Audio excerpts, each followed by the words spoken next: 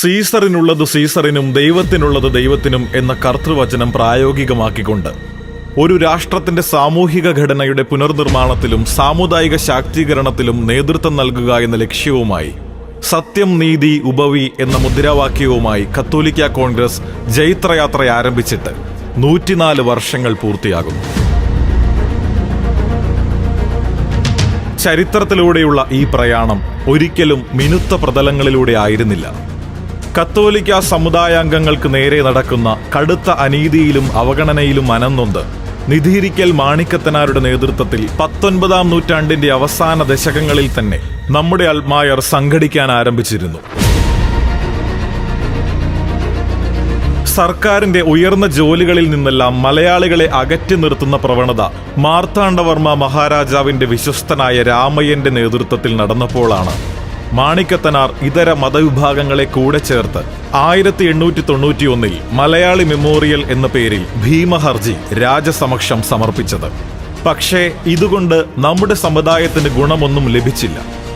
കത്തോലിക്കരുടെ അവകാശങ്ങളും ആനുകൂല്യങ്ങളും അവഗണിക്കപ്പെടുകയും രാഷ്ട്രീയ സാമൂഹിക മണ്ഡലങ്ങളിൽ നിന്നെല്ലാം പിന്തള്ളപ്പെടുകയും ചെയ്തതിന് പരിഹാരമായി ഒരു സമുദായ സംഘടന രൂപീകരിച്ചേ തീരൂ എന്ന് 1904 മാന്നാനത്ത് നടന്ന 40 മണി ആരാധനയുടെ സമാപനത്തിൽ മാണിക്കത്തനാരുടെ നേതൃത്വത്തിൽ കൂടിയ യോഗം തീരുമാനിച്ച പ്രകാരം ക്രിസ്തീയ മഹാജനസഭ, കേരളീയ കത്തോലിക്ക മഹാജനസഭ എന്നിവ രൂപീകരിക്കപ്പെട്ടുവെങ്കിലും പിന്നീട് അവയൊക്കെയും ഇല്ലാതായി.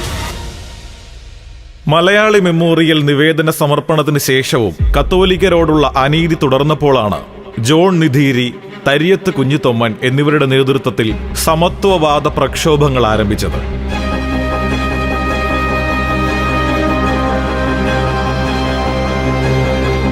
പക്ഷേ വീണ്ടും വീണ്ടും സമുദായത്തിന് അർഹമായത് പലതും നിഷേധിക്കപ്പെടുന്ന സാഹചര്യം വന്നിരുന്നു.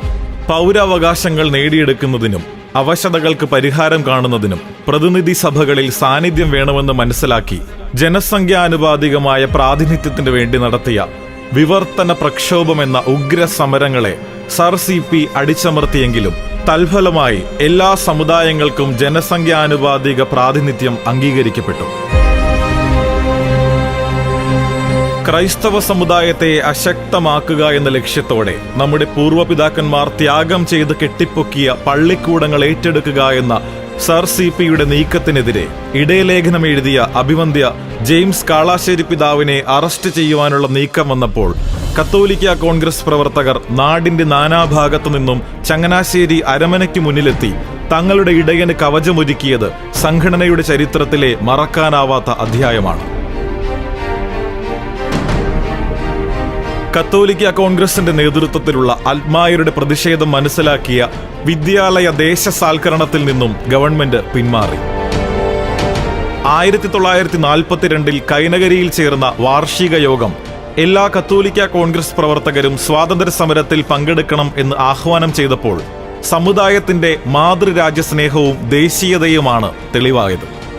സ്വാതന്ത്ര്യാനന്തരം പ്രൊഫസർ ജോസഫ് മുണ്ടശ്ശേരി ഉൾപ്പെട്ട നേതാക്കൾ ന്യൂനപക്ഷ അവകാശങ്ങളെ ധ്വംസിക്കുന്ന വിധത്തിൽ വിദ്യാഭ്യാസ നിയമങ്ങൾ കൊണ്ടുവരാൻ ശ്രമിച്ചപ്പോഴും കത്തോലിക്ക കോൺഗ്രസ് ശക്തമായി പ്രതിഷേധിച്ചു. നീതി ജലം പോലെ ഒഴുകുന്ന സമൂഹ സൃഷ്ടിക്ക് വേണ്ടിയുള്ള ക്രൈസ്തവന്റെ രാഷ്ട്രീയ ദർശനം കത്തോലിക്ക കോൺഗ്രസ് നടപ്പാക്കുന്നു. വ്യക്തിസ്വാതന്ത്ര്യം മനുഷ്യമഹത്വത്തിന്റെ ഏറ്റവും വലിയ മേന്മയാണെന്നും ഈ സ്വാതന്ത്ര്യത്തിന്റെ ഭാഗമാണ് മതസ്വാതന്ത്ര്യം, വിദ്യാഭ്യാസ സ്വാതന്ത്ര്യം എന്നിവയെന്നുമുള്ള തിരിച്ചറിവിലേക്ക് കത്തോലിക്ക കോൺഗ്രസ് സമുദായത്തെ കൈപിടിച്ചു. 2008 സംഘടനയുടെ 90-ാം വാർഷികം ചങ്ങനാശ്ശേരി കത്തീഡ്രൽ പള്ളിയിൽ നടന്നു. 2018 10,000 പങ്കെടുത്ത കത്തോലിക്ക കോൺഗ്രസിന്റെ ശതാബ്ദി സമ്മേളനവും നടന്നു.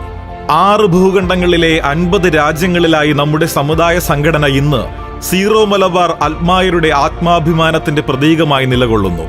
സ്നേഹത്തിന്റെയും പങ്കുവെക്കലിന്റെയും പുതിയ മുഖവുമായി ടുഗദർ ടുവേർഡ്സ് ടുമോറോ എന്ന മുദ്രാവാക്യവുമായി സീറോ മലബാർ സഭാധ്യക്ഷൻ കർദിനാൾ മാർ ജോർജ് ആലഞ്ചേരിയുടെ നേതൃത്വത്തിൽ അഡ്വക്കേറ്റ് ബിജു പറയനിലത്തിന്റെ സംഘാടന മികവിൽ കത്തോലിക്ക കോൺഗ്രസ് പ്രഥമ ഗ്ലോബൽ സമ്മേളനം 2019 സെപ്റ്റംബർ 30, ഒക്ടോബർ 1 തീയതികളിൽ ദുബായിൽ വെച്ച് നടന്നത് ചരിത്ര സംഭവമായി മാറി.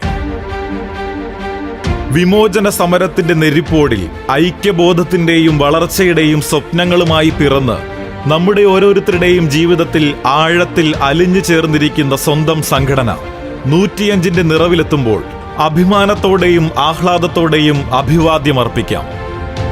ജന്മവൃക്ഷത്തിന്റെ തായ്തടിയെ ഇലകൾ നോക്കിക്കാണും പോലെ മമതയോടെയും അഭിമാനത്തോടെയും നമുക്ക് സംഘടനയെ നോക്കിക്കാണാം. സംഘടനയ്ക്ക് രൂപം കൊടുത്ത് ത്യാഗം ചെയ്ത് വളർത്തി വലുതാക്കിയ പൂർവ്വപിതാക്കന്മാർക്ക് നേരെ നമുക്ക് കൈകൾ കൂപ്പാം. കാലം പോകുന്തോറും തിളക്കം വർദ്ധിക്കുന്ന ഈ വിളക്കിന് എണ്ണ പകരുന്നതോർത്ത് നമുക്ക് ഓരോരുത്തർക്കും അഭിമാനിക്കാം. ഇത് സുറിയാനി കത്തോലിക്കരുടെ ആത്മാഭിമാനത്തിന്റെ നിറവാണ്, സംസ്കാരത്തിന്റെ പ്രതിഫലനമാണ്.